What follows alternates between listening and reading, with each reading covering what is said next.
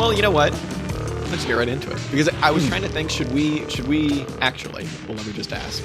Do you think we should talk about the James Connolly first, or should we talk about the kind of like more contemporary articles that we read, kind of trying to take some of these questions into modern, I don't know, organizing? I guess ordinarily I would say perhaps that the James Connolly piece would offer some context setting, but I'm not actually sure that it would. Yeah, I'm not sure that it would either. When I was reading it, I was like, wow, this was a different time. Yeah. I mean, the interesting thing, what's interesting about it is in comparison, exactly that, like that this was the tenor of the debate being had. I don't know. Should we say, let's say that, oh, go on. I was just going to say, I do like that one of the things that the guy that Connolly was arguing with, the priest, was like, we can't have socialism because then women will be able to divorce their husbands. It's like, okay, yeah, this was a different time, I see. Yeah, I mean, actually, I mean, the anti-socialist arguments seem like painfully familiar in a lot of ways. Yeah, that is true, unfortunately. What we lack is like eloquent rebuttals. Yeah, that's certainly true. We certainly lack eloquence. Actually, you know what? There was one thing I wanted to bring up. I didn't mention this. I just realized. Finger raised. I've got my finger raised and I'm pointing it at Dan. I think it's this episode, or maybe it was last episode, but I think it's this episode, is our 5th year anniversary of doing the podcast, which is pretty fucking crazy. Well, I wish you had a party popper noise or a stream. I'll put in some sound. All I have is the Trump saying China sound bites, which I don't really want to do now. But let's not do that. Pretty crazy. Now, Well, happy anniversary. I don't know how we got here. And somehow we did. What's going on? Yeah, exactly. Well, what better way, Dan, to ring in 5 years of the podcast than to talk about labor, nationality, and religion? Maybe we just give a quick rundown of all the things we read. So basically what we did for this episode was we wanted to read some more James Connolly. Years ago, at this point, we read an essay about James Connolly and kind of like his thinking as relates to his idea of Celtic communism, which is like very place specific application of Marxism, place and time specific, I guess. And what we're reading now is one of his more famous works, I guess, written works. It is called Labor, Nationality, and Religion.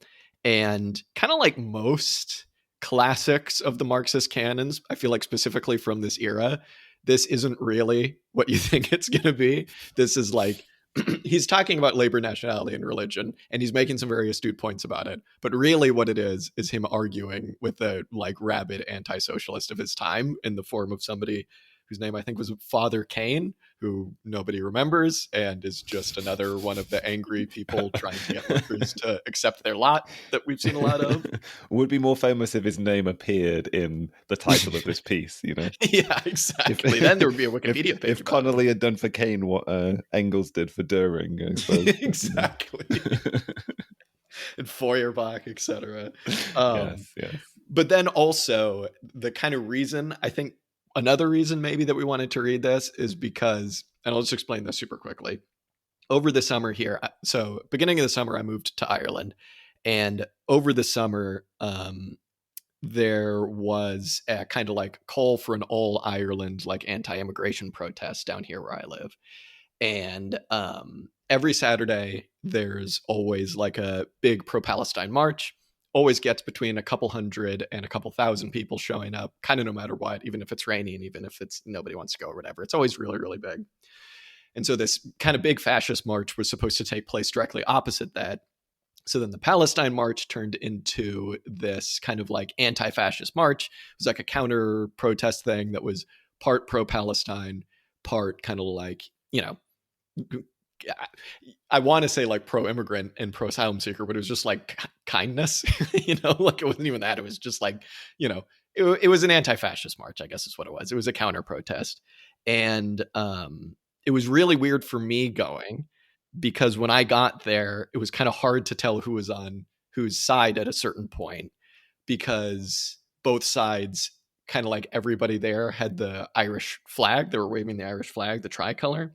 And, more people on the like nice side were waving the flag of Palestine as well. There were some dipshits on the other side who had like, there's one guy who had a flag that had a picture of Trump, Putin, and Conor McGregor on it. It was just like, I don't want anything to do with this guy. Oh my God. There were people who had MAGA flags. There were people who had Make Ireland Great Again flags, which was very embarrassing. But it was just weird. And it was a trip because like when I was going home, it was like, who's who? Like, who are these people that are walking home with their Irish flags? And anyway, we'll get into talking more about it. There was a Weekly Worker article that was written about this march, which kind of I was like, oh, the Matrix is infringing on my real life. What is this? But we'll get into it because it's basically, it raises questions about nationalism, about colonialism, and about kind of like what flags and what symbols a socialist movement should be using. And I kind of thought it would be a good idea to maybe read some Connolly as well. It's kind of like, he's not a big beard. He's a big mustache, I guess, of the Irish Marxist canon. So we're going to talk a little bit about nationalism, a little bit about flags. And and then we also read something from the Weekly Worker as well that was about more this about the Union Jack. This fine isle that I live on. Yeah, exactly. So yeah, it'll be interesting.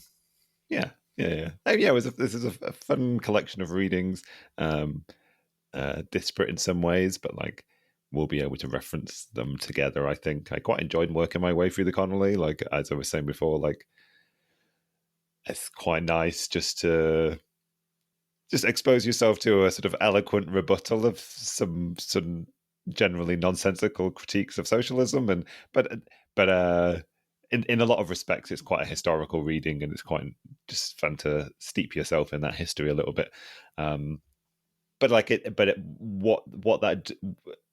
What that highlights in some respects, and the biggest sort of, it's not a comparison that can be made between these two readings, but maybe a sort of like a stark difference that can be highlighted between Connolly's time and our time now, and how we should engage with questions of nationalism, questions of national identity in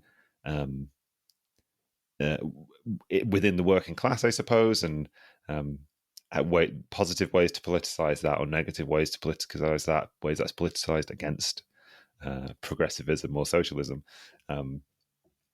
Obviously, just Connolly's writing at a time when there was I say this by virtue of the nature of the criticism he's making and what he's advocating for. Clearly, James Connolly was a important Irish socialist leader. He's making an eloquent, confident defense of a socialism that I would recognize. It's Marxist socialism. So by virtue of that fact, I just assume there was a readership for this. There was a lot of support for these ideas. Read that in stark contrast to now, where we can have a discussion about whether, as socialists, as progressives, we should take some kind of nuanced stance toward nationalism, trying to find some kind of like progressive nationalist stance that can sort of like, soften the edges of, or appeal to in some small way, the nationalist impulses of people who are otherwise drawn to, supporting Trump, or supporting Conor McGregor, or supporting reform, or, needlessly painting the English flag on, I don't know, every possible surface they can find, I suppose. Yeah. Well, anyway. So basically, Connolly has a lot to say about nationalism and the nationalist history of Ireland. Was a nationalist and a socialist. Here we are over 100 years later, and how can one be a nationalist and a socialist now, and in what context? Yeah, absolutely. That's exactly it. Because I mean, like, somebody also, after the big round of flag putting ups in the United Kingdom, some people tried to do that around here and put up like 7 Irish flags in the same way, with the zip ties and stuff. And it was weird because, like, I don't know, I saw them and I was just like, I'm just going to go up there and just rip these things down. Like, give me a fucking break. But then my partner was like, I don't know. I don't know if that would be seen as a particularly good thing for you to do, just to go around and like rip down these Irish flags. And it was interesting because we did later find out that like some, anti-migrant dipshits put them up. But then instead of taking them down, I think some local, I don't know, youths or organizers or something went around and pasted up some posters underneath all of them that were like, this flag represents, all of the oppressed people all around the world. It was born under these circumstances, so fly it proudly for those reasons, right? And I mean, that's kind of the main question. That's kind of the main question also that like Connolly's trying to deal with, although for Connolly, this is an incredibly obvious question because he's living under conditions of, occupation and, a settler colony, which is still, as you say, 100 years later, still very much in existence. And it gets into this question of like, what do these symbols mean to the socialist movement? But then also, what do these symbols mean to just normal people, right? To like normal proles, which I think probably at times tend to be two different things. Maybe not so much in England, but over here, definitely. I went to like a socialist kind of discussion group, and it was really interesting because we were talking about this, and one person did the kind of typical, and this is what was in the Weekly Worker, like, well, my flag is the red flag, and I will only be flying that because, this tricolor is the flag of, a bourgeois government in Ireland, and it's a capitalist power, and we don't want to blah, blah, blah, blah, blah. And then this other person that was there was very respectfully just like, then should we just give up on trying to, revive the Irish language too? Should we give up on all the other symbols that represent our people? And they were just like, respectfully, because this other person that was saying just wave the red flag actually wasn't Irish. And they were like, respectfully, I don't think my cat is like about to just rip down the bookcase. Hopefully she's, you know what? Actually, hang on one second. Okay, she's fine. Whatever. What are you gonna do? She'll figure it out. But it was an interesting question, right? Because like this other person made the point, like, respectfully, I don't think you really understand what what culture represents to an occupied people, to a colonized people. Oh my God. And I was like, I don't know. I just kind of left there, and I was like, I didn't say anything because I was like, I have no place in this discussion at all. I don't think it'd be right for me to say anything. But it got me thinking a lot. And I've been thinking kind of ever since then, ever since kind of like midsummer when this march was, about how interesting it is, the kind of like lives that these symbols, meaning these flags, take on kind of independent of what we want them to mean. And I mean, like, there are plenty of other flags that you can fly to represent the people of Ireland that aren't like the current flag, the current tricolor, right? You can fly that, you can fly the plow, like all these different things, whatever. But it's interesting for me because I grew up in America, and like the flag of America to me never represented anything other than just like a really hideous, gross patriotism to like an evil power. You know what I mean? And then like moving to England, it's like St. George's Cross and the Union Jack, like, other than when there's like soccer on, it's the same thing to me. It's like, why would anyone ever walk around with, say, like St. George's Cross is much more obvious to me. It's much more just like, okay, you're a skinhead, like if you fly that. Whereas the Irish flag, I think, makes you have a moment of nuance for the reasons that person was saying about like what it represents to an occupied people, but then also because like, well, loads of really progressive people are flying this flag. So does it matter what you want it to mean? But then also loads of like, this is the flag that the fascists are flying. So, I don't have an answer to any of this. It's just really interesting stuff. And it wouldn't be, let me say again, wouldn't be my place to have an answer to it, I don't think. Please let me live in your town, in your country. It's probably unnecessary to say that, I have a very similar reaction to the English flag and the Union Jack.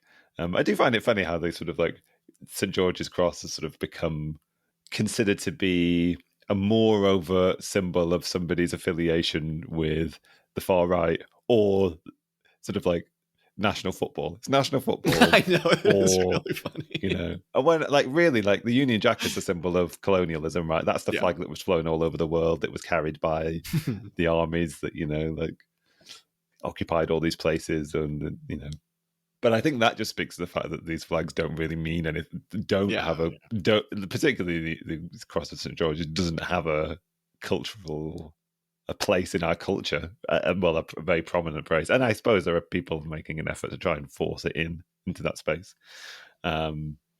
Yeah, I mean, it's interesting. Well, yeah, it's interesting. The question I was going to ask is the one that you just refused to answer, which is like, what does it matter? You know, what does it on a tactical level? Is it useful to us or not? You know, and I guess I want to come back to the same point I was trying to make before, which is like, in the absence of a political situation in which there is a large body of people with a sort of anti-capitalist conception of the socialist future that they want to be part of a political project aimed at bringing about, you know, is it worth, you know, what are we just pissing in the wind, you know, like having an argument, making up, like, because you know, both of these weekly worker essays generally converge in the same place, right? They sort of converge in a place which refers heavily to what Mike McMahon says in Revolutionary Strategy, where he's sort of talking about countries as functioning almost like capitalist enterprises in the world market or the world system. They sort of like have to engage in capitalist styled competition with the other countries to win advantage or whatever, I don't know, in exactly the same way that companies are in competition with one another. And so on an intellectual level, yes, sure, like one of these articles uses a terminology a bit like the capitalism as a world system, and given that all of these people are reacting primarily, it would seem, to a perceived feeling of decline, sort of national, cultural, economic decline, either in sort of collective experience or their own personal experience of living in a country, like in a particular country, whether it's Ireland or the United Kingdom or whatever. The real answer to that is, well, that decline is a symptom of our economic decline, and it's a symptom of our suffering from being subject to the whims of the capitalist market, in this form represented by the world system of capitalist nations and how they engage with one another. In that context, without sort of working to build a movement of people who recognize that, a sort of movement or a political party, a group of people for whom the red flag is a meaningful symbol, or for whom discussion of internationalism means a particular type of thing, it's obvious but not sufficient to make that kind of argument, I suppose. Yeah, absolutely. Not that I don't agree with it wholeheartly. I know. Well, that's the same here. It's like, I think the final lines of both those essays, which were like, but my flag will be the red one. It's like, okay, it's, it's very easy to be like, well, yeah, duh. Like, you know what I mean? Yeah. But also it's like, I don't know. I think all my point is just like, this is why it's really not worth engaging with symbols, I think, at all, really, because it's like they have such a life independently of what organizers and even just regular proles want them to be, that it's like, somebody wants to come to May Day and fly the Irish flag, good for them. Like, on one hand, that symbol is being used by the much smaller nascent fascist movement in Ireland, because they're just trying to copy what the English are doing. But on the other hand, you go to every Palestine protest here every week, and loads of people are still going to be using that flag as a symbol of, like fighting back against oppression or whatever. So it's like, do you need a take? You know what I'm saying? Do you need a flag? I mean, do you need a flag? Do you need that's flag? What I'm saying.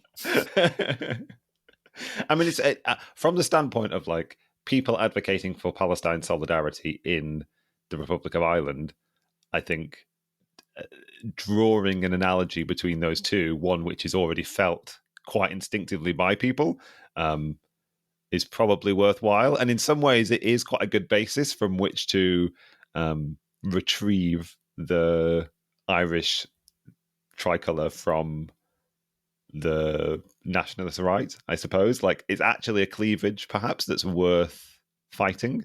I can't imagine, like, from the there doesn't seem to be an analogous tactic for the United Kingdom.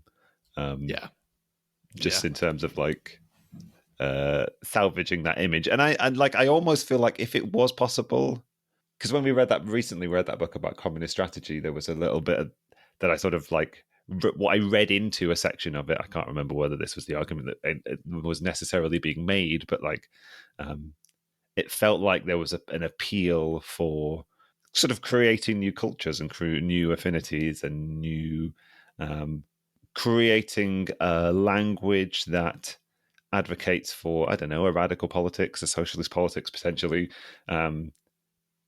where some of the terminology, some of the language is built on something a bit more than just intellectual and academic. You know, that's obviously going to be important to a political movement that is going to have a comprehensive narrative. If it's possible to rehabilitate some, I mean, rehabilitating the victory over Nazi Germany as somehow being a sort of like left-wing victory is probably be a bit. It's probably a bridge too far, I would say. But like, you know, if we're taking something from the sort of Billy Bragg standpoint of like, there's something in Chartism, you know, or there's something in, you know. I mean, I suppose it's a comparable analogy. It's quite interesting how the kind of like the right has somehow mythologized the Magna Carta as being this kind of like.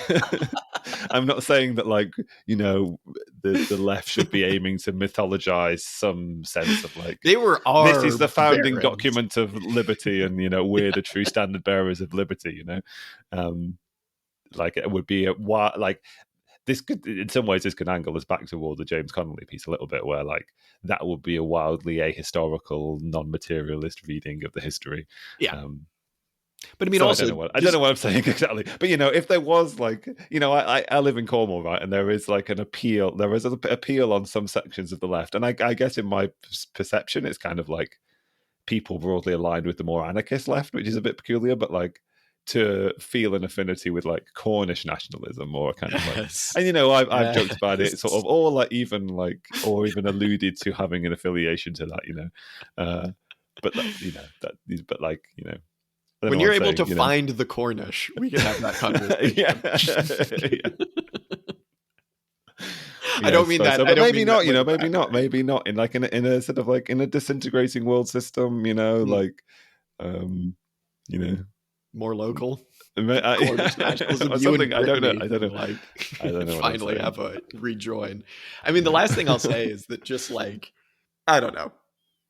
When you remember when we did the pedagogy of the oppressed 11 years ago, whenever that was, and the main point was like, you just have to meet people halfway. And crucially, that goes both ways. It's halfway between where you are and where they are and you are. So it's like, you have to make compromises with not necessarily your ideology, but with your pedagogical, like if we're speaking about politics, with how you organize with normal people who aren't necessarily socialist, right? Like, and this is so obvious to everybody who's not a Marxist, but it's like, well, clearly there's a difference between the Irish flag and the flag of the United States. And clearly it means quite a bit to a lot of people who are very progressive. And it means something that you can use in terms of organizational energy. And so to go into those spaces and just be like, don't fly that flag would just be like, that's insane. But obviously, if you're in America and you come across one of these like so-called patriotic socialists, it's like, that's a completely different situation.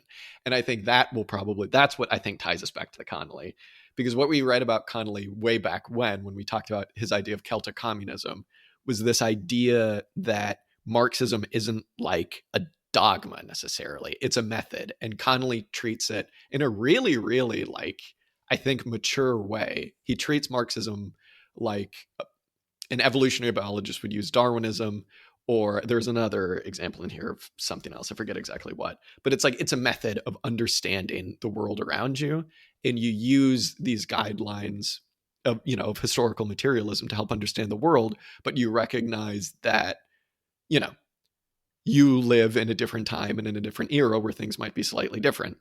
And so for Connolly, what that meant for Celtic communism was recognizing that peasants in Ireland were actually quite a bit more progressive than the peasants that Marx was talking about, either in England or specifically, I guess, like in France, because these were an occupied people who had capitalism forced upon them, where they were living much more like communal lives. Obviously, we're not talking primitive communism here, but we're still talking about a people who have a lived memory of something that wasn't capitalism and was more, that was less exploitative in a weird way, right? And so for Connolly, he was like, well, we can still be Marxists and still recognize that the most ardent, like anti-English, anti-colonial people in Ireland oftentimes are the peasants, right? Like Connolly was a trade union guy. Like he knew the importance of proles, but he also recognized that he was existing in a completely different time and in a completely different place under very different circumstances than Marx was talking about in the Civil War in France, for example, right? And this is pretty much the exact framework that he uses to discuss, when he does discuss it here, to discuss nationality and nationalism. And he just really makes the point that when you're talking about Ireland, you can't treat it the same way that you treat England, because this is an occupied place, right? And that you require an auxiliary statement, ring the bell, series of auxiliary statements to make Marxism apply just as well to that situation as it would to, Manchester or Lancaster or one of these places up north, right? Where there was like already an industrial proletariat. Not to say that there wasn't in Ireland, obviously, but Connolly was clearly dealing with different circumstances, and colonialism threw a bit of, not necessarily even threw a wrench into things. It just made you step back and reconsider your methodology. And I think, like I said, I think that's really mature for someone of his time to recognize, because his defense of socialism in this piece is like, it's written really similar to how Marx would write it, in that it's like very pithy and very like, he's being a bit bitchy and stuff, but it's also on the money. Like he knows his stuff. He understands Marx. He understands, what it is going to take to build a classless society. But he also recognizes that he's in a different time. And like I said, I think that's very mature for someone writing in 1910, let alone like 2025, to recognize. Mm-hmm. Yeah, it's a compelling argument. It's a sort of like well thought out strategic one.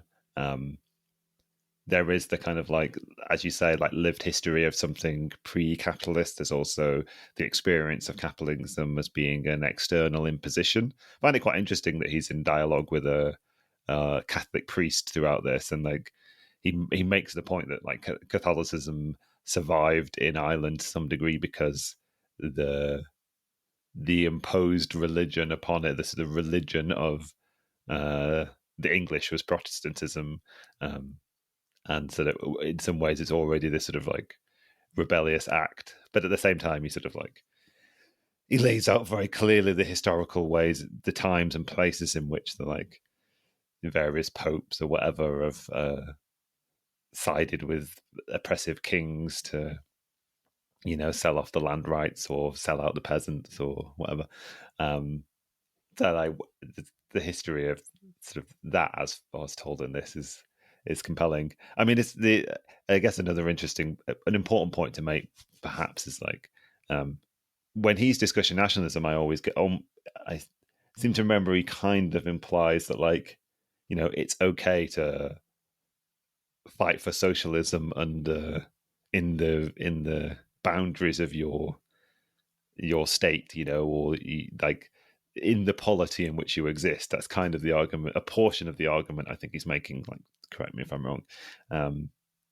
But in some ways that also speaks to the difference between his time and our time in relation to countries' like particular exposure to the precarities of the world capitalist system, I suppose. Like, I don't know whether, well, multiple things there, like obviously Connolly and Ireland wasn't immune to the precarities of the world capitalist system in that time. I mean, you only have to look at how the various famines were the result of like artificial scarcity brought on by capitalist and imperialist tendencies to export food crops for global markets rather than use them to feed the local population, and how sort of the great famines in Ireland could have been avoided. So, like, I'm not saying that, there weren't precarities to existing in capitalism then. But at the same time, like, there are very few like capitalist nations or capitalist states that could now exist as in some kind of autarkic fashion, sort of like be, socialist countries of their own. I mean, in the past, I've considered the possibility that like socialism in one country is like theoretically possible. I don't know whether it needs a particular size of system to allow socialism to exist. I don't know. I don't think there's some kind of like scientific formula that allows you to work that out. Hey man, they're doing it in China. You know what I'm saying? Yeah. One continent-wide country. Yeah, exactly. Yeah, hey, I don't know what I'm saying. Yeah. I mean, no, I think you're absolutely right. But again, like, I think that's just another lesson in how probably Marx and Connolly would want us to read what is now another historic piece, right? Like, and also like Ireland then, like their closest connection geographically and economically, obviously, was like the metropole of the United Kingdom, I guess, of England, and that was clearly a place that like relied on the hyper exploitation of Irish labor in a way that, I mean, even Marx was writing about this in his time, that like really flared up anti-Irish sentiment among the English working class. So, that's just another reason probably that Connolly was like, I would probably just do it here. Like, why not? I think this is probably like the main thing we should talk about is he has a really interesting view of what socialism is and about how you agitate for it. This is the main point of basically his whole essay, is that socialism to him is the political and economic freedom of the proletariat, of the class, creating a classless society. And everything else to him is like, not don't talk about it, but like not necessary to discuss in a socialist context. That's like a huge question, and a much, much, much different one now than it was, 100 years ago, certainly. But before maybe we get into kind of like criticizing that a bit, like I think there's something quite attractive in this idea, right? Of like, all you're trying to do as socialist agitators is bring about the poorly defined economic and political freedom of the class. Everything else is secondary, and you're allowed to disagree about everything else, but as long as everybody is moving in that direction, which again, question mark, what is that direction? What does that actually mean? But as long as all socialists are set on that, hey man, let a million blossoms bloom, or whatever is kind of what he's saying. He's like, don't get bogged down in these sectarian debates about religion or about nationalism or all these different things, because the progressive version of this is he's trying to get past the sectarian socialist idea that the proles and the peasants need to rid themselves of ideas of nationalism and religion if they want to be real socialists, right? Like, you can't go to church, you can't be spiritual, you can't do any of these things, you can't fly the Irish flag if you want to be a socialist. Only once people have rid themselves of those ideas will the class become the class for itself. And to Connolly, that's just not true. He sees that as like pure sectarian BS, and is just like, all of that stuff secondary to the project that we're trying to do. Which in a way feels like a bit of a cop-out, but again, in a way is like, there's something really refreshing in that. And I think, again, there's the progressive way of reading this, which is Connolly being like, let the proles and the peasants be religious. Don't be weird. Like, stop trying to like shut down their churches. That's a really weird thing to do, because it has nothing really to do with our political project. But yeah, it's interesting. What's your take? I mean, I feel a broad appeal to that. I find that quite appealing, that line of argumentation, even in this day and age, even now. Now I recognize there are like forms of affiliation, forms of identity, forms of oppression that exist in the world right now, and we definitely don't want to fall under the trap of throwing certain groups under the bus for the sake of having the broadest possible appeal. But I think that there is I guess that said, like, I guess I mean, like, part of what I want to come back to is this argument. This is what I was saying before about, like, in Connolly's day, there was a substantive socialist movement, and you could have lots of different socialists who might be able to agree on a broad definition, and a sort of big tent movement that incorporate lots of opinions. And I'm not so interested in, like, I don't even think we're in the position yet where actually it's worth criticizing the factional nature of the left, or like its inability to unite or whatever. But I do sort of feel like we're in a position where we should start with the very basics of, let's try and form a grouping of people who have a broadly anti-capitalist definition of what socialism is.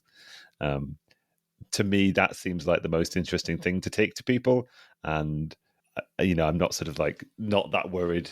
That seems like the most important work to do, perhaps, particularly in this condition of, like, asking ourselves the question of, do we have to take some kind of particular stance toward how we feel about the flag, or take some particular stance toward how we feel about, I mean, maybe this is the easiest starting point, right? We don't have to take a position on telling people how they should and shouldn't feel about the United Kingdom, right, or Ireland, or whatever. Yeah. That's not because we don't have opinions as socialists, and it's not because we don't feel like there is a particularly appropriate socialist stance to take toward that. But, like, if those people are not those people aren't even in a position to identify what it is that we as socialists are arguing for, they're not even in a position to say, because we haven't told them, this is not because they're ignorant, this is because we haven't explained it very well.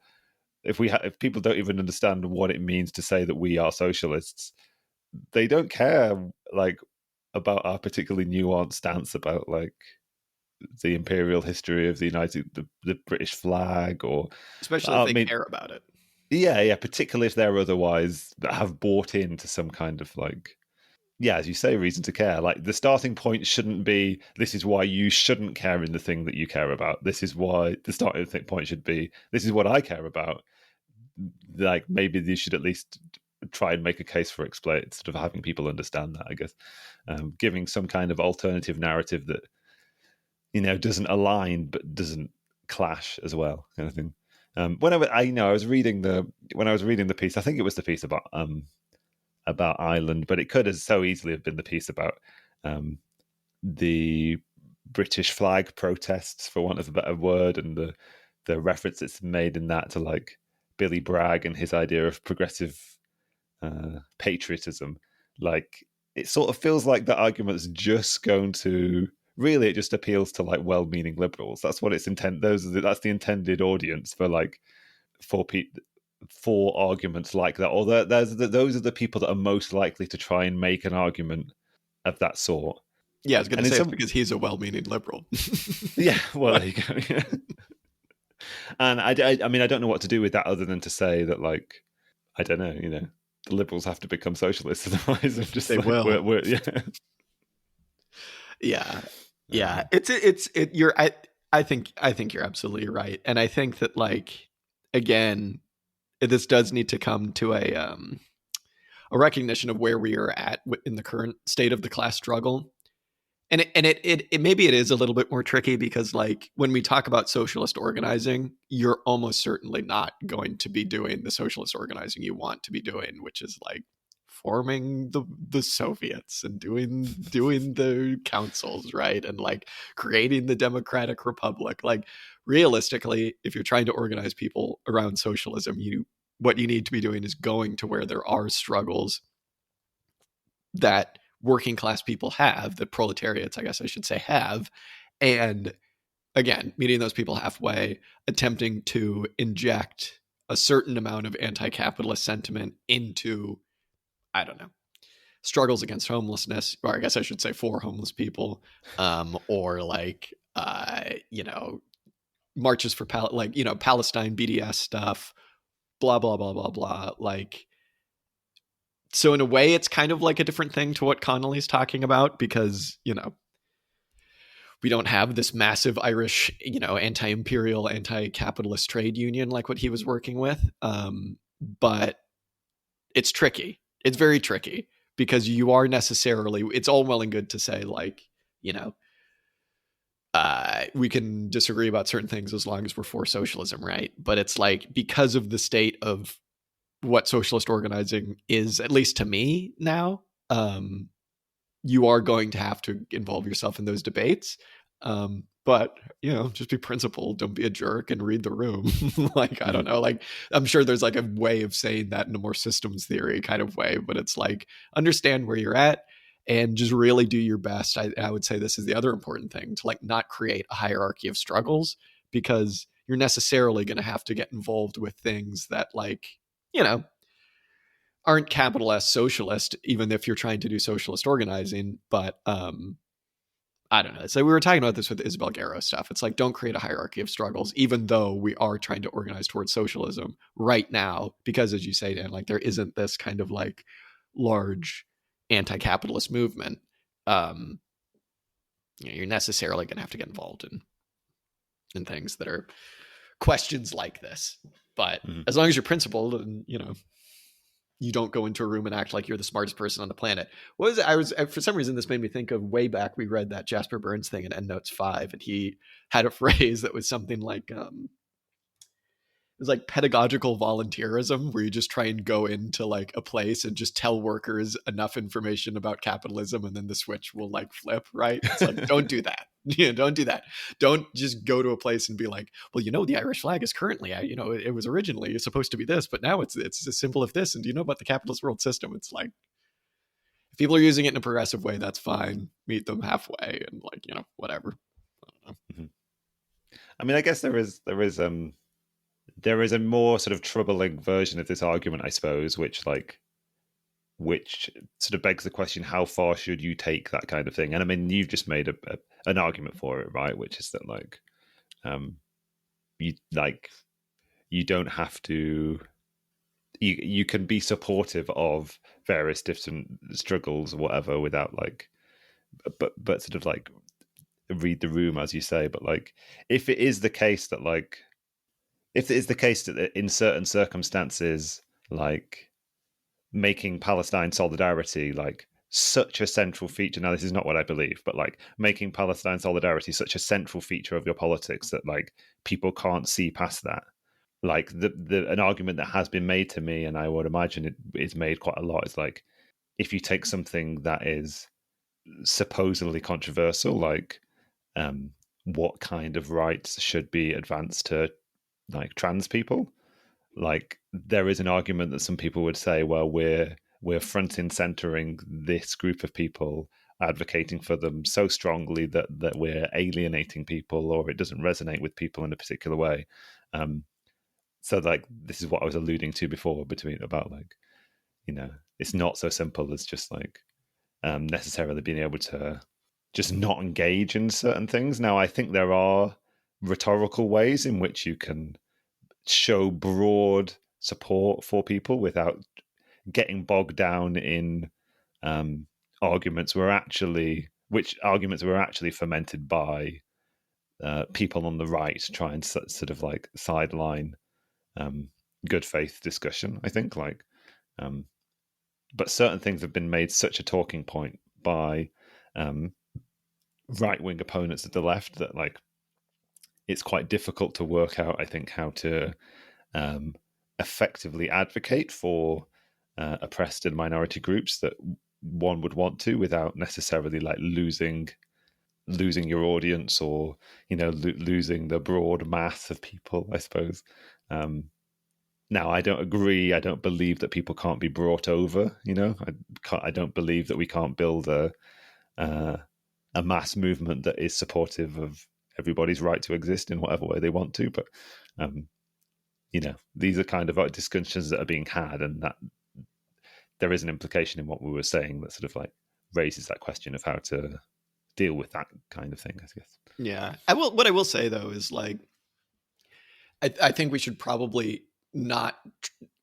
not be trying to paint socialism as something that is like anti-capitalism. You know what I mean? It's not like bizarro capitalism, and the struggle for socialism isn't just a struggle against capitalism. Like, I think that's something that is quite important to recognize if you're doing any kind of organizing. Like, socialism is obviously about getting past capitalism because that's where we are now. But what socialism actually is it's universal emancipation through a classless society for the first time in like thousands of years, right? Like, you know, you would want to see the, you know, capitalists, like, this is a weird example, but like if someone's a capitalist but they're trans and they have had to like, or they're like, you know, an underprivileged like ethnic minority or something, like you would want to see those people flourish just as much in socialism for their own sake as someone who's a worker. You know what I mean? And like the reason that socialism takes on this form of being so anti-capitalist is, again, obviously because that's where we are right now and we have to struggle against what we have, but also because, like, you know, proles are supposed to be the only group in history that's been able to like see the matrix of class society, and in acting in our own interests, we're able to create a classless society. Whereas like peasants necessarily, like, that might not have been the case. Although James Connolly has something to say about that, but like, you know what I mean? It's like, there's a very fine line between going into an organizing space and being like, well, you know, the reason that purely anti-war struggles are never able to end war is because of, you know, the imperatives of capitalism. You know, that there's like this gendered division of labor because of capitalism. It's not just because, you know, every politician is a fucking bigot, right? Like, it's baked into the system, this stuff, right? Like, there, I don't think I have necessarily like a way to kind of square that with universal emancipation as being what the essence of socialism actually is. Beyond, again, just like saying stuff that would sound really obvious to somebody who's not like an anarchist or a Marxist or whatever, which is just like read the room where you are, and like wherever you're organizing, like be a socialist, absolutely be a socialist, because you need to be honest and you need to like actually be trying to build this working class movement. But, you know, I don't know, it's a weird one. I always just kind of feel like that line, like, I don't know, the kind of weekly worker line, they published something recently and it was like very pro-trans. It was very pro-trans, and they got to the point and it's like, well, they did side with liberals at a certain point. And it's like, well, yeah, like, duh, like trans rights groups have sided with liberals. What are they going to do? Side with the Communist Party of America? Like, give me a freaking break. Like, anyway, yeah, you know what I mean? No, I really appreciate that clarification, because I can definitely fall into that trap, I suppose. And I guess it does chime in some ways with the theme of what we've been talking about here, in the sense of like Marxism not being a teleological schema, I guess. Like, it's not like we just need to organize the workers to be anti-capitalist and socialism will sort itself out, you know, like it's not an inevitability of history, and it is important to sort of like have that goal in mind. Yeah. I feel like there's a lot that we should get. We haven't really talked about Connolly too much. No. Should we say something about Connolly? I don't know. There's loads of good stuff in here. Like I said, if you read this Connolly not because you want the last word on labor, nationality, and religion, which I think this was just a series of letters as well. Like, again, most kind of Marxist things at this point wasn't written to be like a coherent, like, you know, and this is my final word on the matter. It's just that he goes through every anti-socialist talking point, and in so doing is able to be like, you know, talk about labor, nationality, and religion. And just a few things I would say. One I thought that was really interesting is let me see if I can find this. He makes the really good point where he's like, most anti-socialist talking points, what they're actually doing is just complaining about capitalism, and they're projecting capitalism into the future. And what they're saying socialism would lead to is just what we have in capitalism now. So, you know, this is one that obviously he was writing before the Soviet Union, but ever since the Soviet Union and, you know, China and everything, like, this has become just much more pertinent, where this Father Kane guy was trying to be like, you know, but just if you gave everybody an equal say in society, you'd have a million different points of view and society would just flounder and it would be all chaotic and everybody would be alienated and all this stuff. And, he's like, you'd have these systems of cronyism, and you'd have a system of like bosses and favorite and flunkies and all this stuff.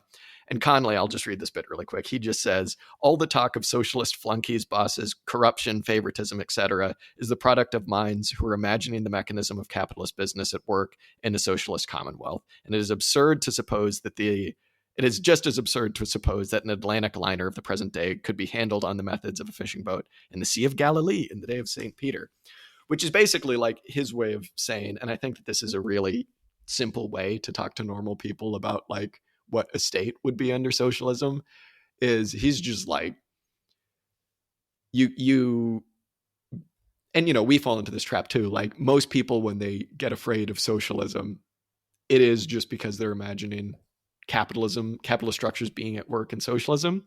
And he's like, this guy, this priest, Father Kane, his brain is so like imbued with the ideology of capitalism, of its power structures and stuff, that he can't imagine a state existing that is run by like people and is democratic. And it's really, I think that's just like a really, really good point. I think it's just like so many of these criticisms are like, but there would be no way of making decisions because it would be so like anarchic and chaotic. And it's like, well, what do you think capitalism is? Like, what are you going to do?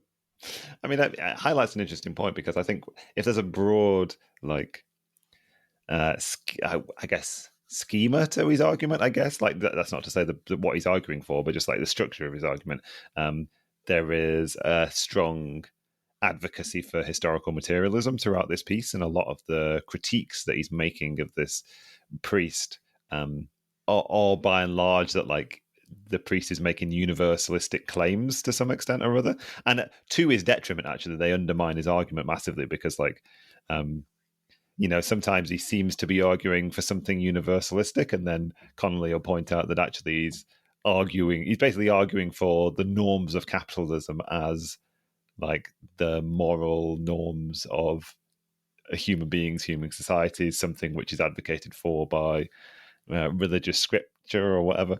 And like Connolly like does in sections of this make very erudite, clear arguments for the degree to which human beings' understanding of the world is structured by the world in which they exist, and sort of their ability to comprehend certain ideas is limited by sort of unfolding historical dialectic, I guess, and their understanding of what's normal and how human beings can possibly react and relate, rather, and how they can and can't structure society is based on the nature of the society they exist in. That's an interesting point, a case in point, I suppose, of like his inability to look beyond sort of norms of the society that he's exposed to, I guess. Yeah, and he makes the same point about trying to differentiate religion from the church, right? Where he's like, we were talking about this when we did the episode on American evangelicalism, which was just like, it's really fascinating that like Christian churches have been able to survive through so many different modes of production, basically at a certain point, just by becoming like, ideologues for, just apologizing for exploitative and, outright appropriative like social relations based on wherever they are. And he gives, the example of like during, the Irish famine in the 1840s, about how, the church was still like telling the starving peasants in their congregations, like, you need to be paying your rents to your aristocratic English masters. It's just like, oh my God. But Connolly, again, and I think this is the progressive way of viewing his all that matters is socialism kind of take, is he's just like, if religion has, he says something like, if religion has continued and survived for so long, it's been in spite of the church, not because of it, right? Like, it's been in spite of people have wanted to explore their own spirituality in this very like, narrow way. Like, it's been, actively hindered at every possible opportunity by like the churches. So I was like, yeah, new atheist hero, James Connolly. Thank you. what's really great about the tenor of his approach is that like he's both sort of dissecting all of these arguments, no matter how good or bad they may be, and there are some absurd arguments that are made against socialism, and some of them are just basically just made up.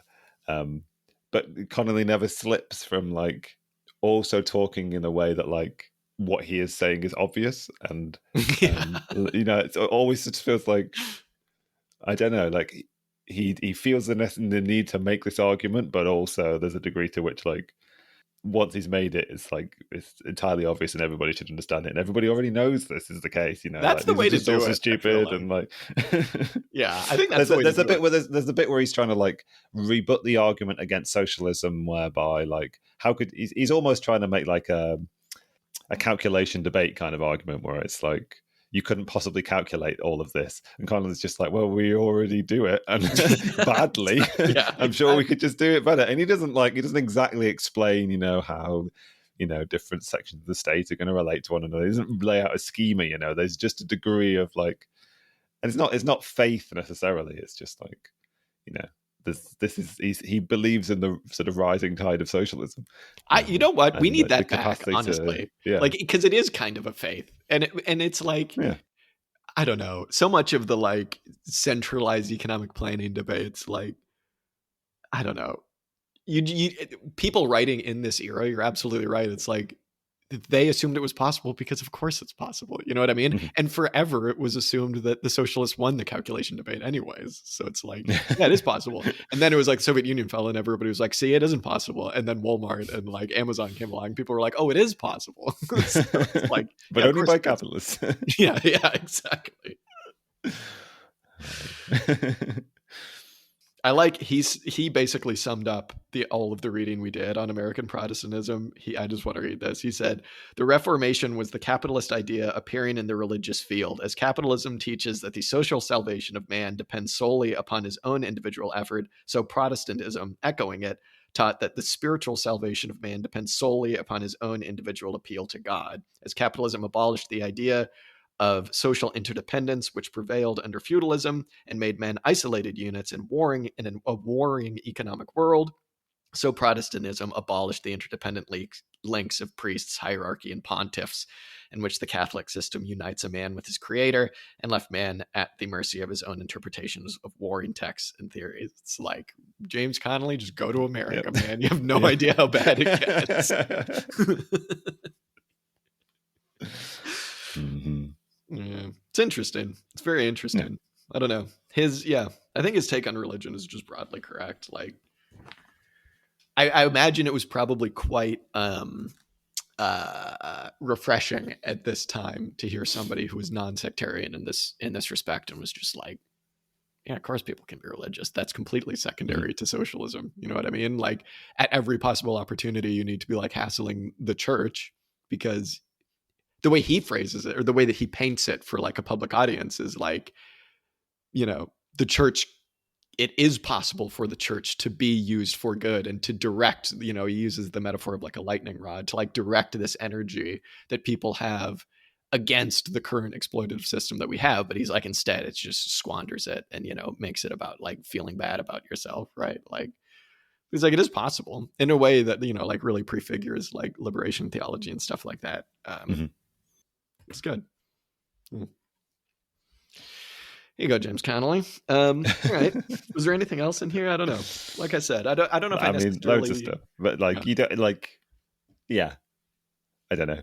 We I feel like there's lots of stuff in there. We don't really need to go through every like rebuttal of an argument against socialism, perhaps, but it's the sort of like the tenor of his argument is good, and there's definitely some sort of theoretical bits in there that are like really impressed, you know, with with him for formulating that argument at this point, long before the Russian Revolution or anything like that. It's quite a nice like nice to connect again with just how are people talking and how are people speaking in this era, and I don't know. Yeah, in a way, like, yeah, that is really impressive. Exactly as you say. Yeah. Mm-hmm. All right. Well, this one probably won't be on the auxiliary statements 5-year exam, so you don't need to brush up on this one, reader. Go back and read your Ralph Miliband, because that will be. Yeah. This is the one where we're reminded that we read this. Where someone accuses us of having read this, and we're like, "What did we read that?" I know, exactly. Yeah, it does happen. It frequently happens. Oh my god! Mm-hmm. All right. Well, that was very nice. Well, thanks, Jack. Well, we solved the issue of the flag as well. So great. I don't know. I'm just going to go buy all the flags. I think. Yeah, exactly. Yeah, all of them. Yeah. Exactly. All right. Well, thank you very much. Buy them on Amazon. Bye. Yeah, exactly. Talk to you later. Bye, everybody.